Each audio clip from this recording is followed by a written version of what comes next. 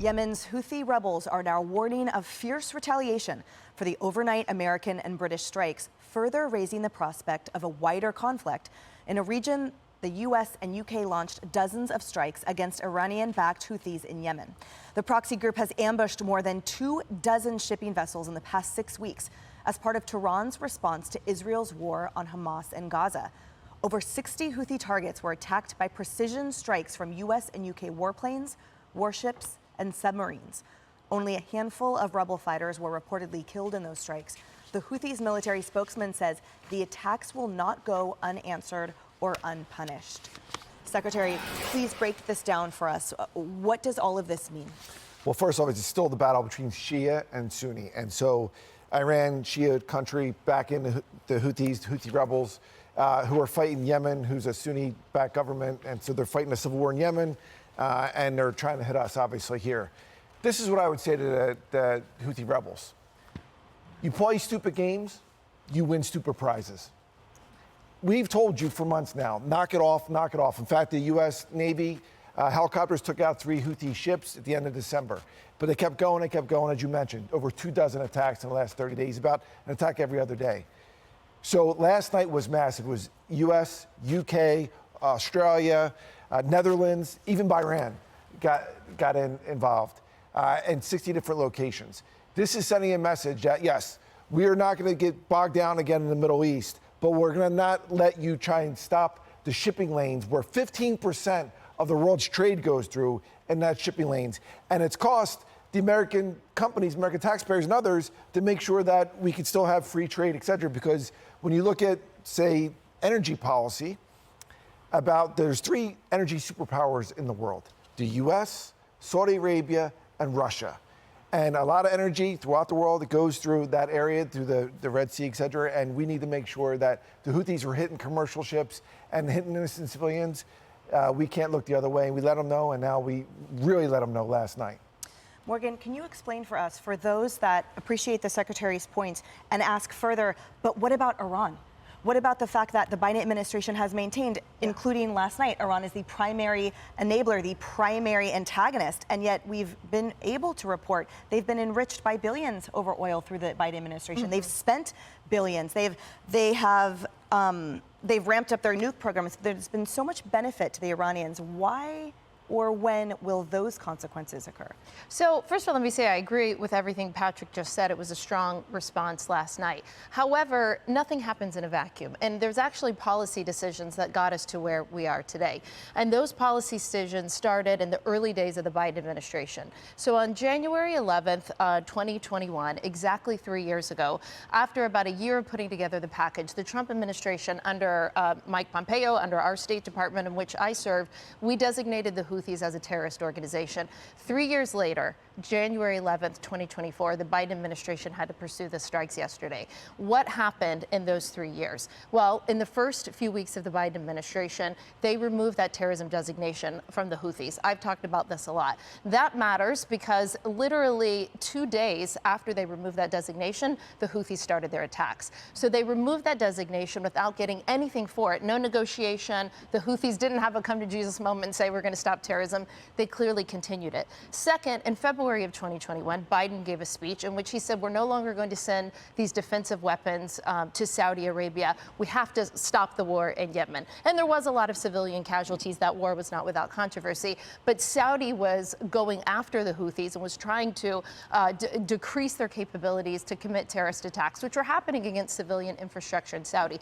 Biden said 3 years ago, no mas. So what's happened over the past 3 years? They stopped Saudi Arabia from going after the Houthis. They took away their terrorism designation. And the Houthis have had 3 years of being able to equip and train themselves. And of course, they've done that, as you just said, through Iran, who has had about $90 billion that they have earned from oil revenue from sanctions that have not been enforced. So they've had $90 billion not only to give to Hamas, Hezbollah, and to the Houthis. Right now, we have the nightmare scenario that we said we never wanted after 9/11.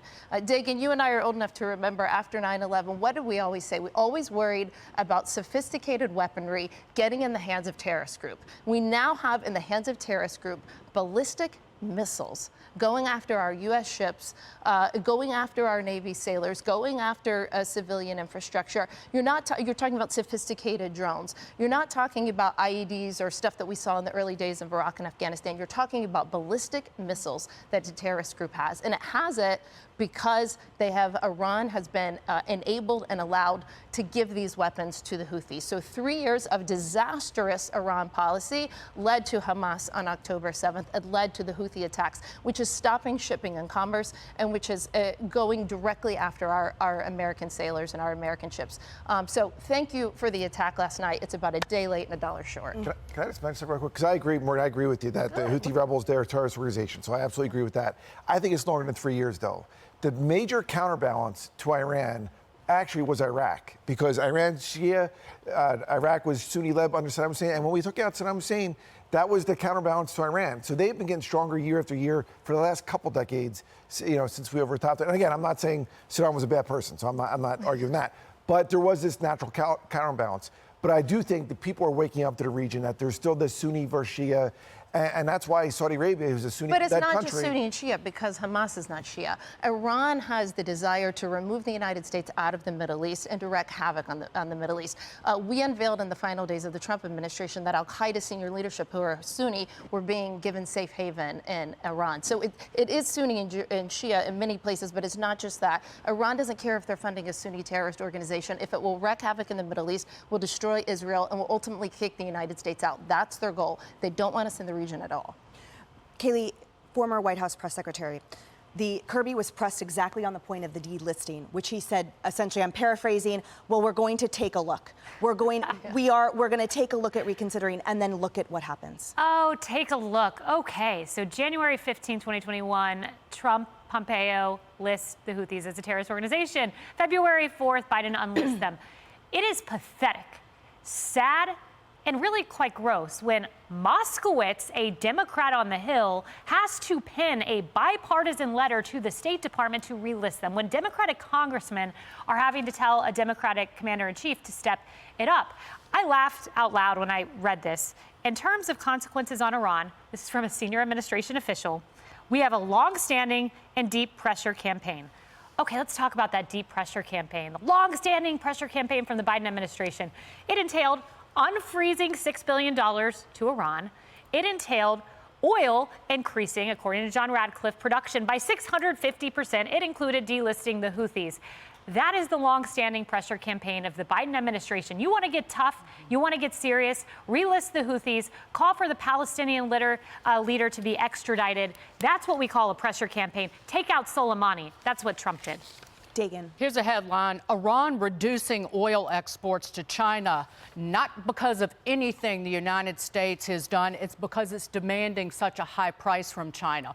Oil exports to China out of Iran hit a record in October. In 9 months ending in December, Iran made at least $26.5 billion because the United States, run by Biden, is doing jack nothing to stop those exports. Oh, and Saudi Arabia? Saudi Arabia just joined the bloc of BRICS countries: Brazil, Russia, India, China, and South Africa, while we're negotiating a defense treaty with Saudi Arabia. Oh, and Iran also joined the BRICS nations. It was supposed to just have kind of economic influence, but it has grave geopolitical influence as well. Why is Saudi Arabia teaming up with nations that hate the United States?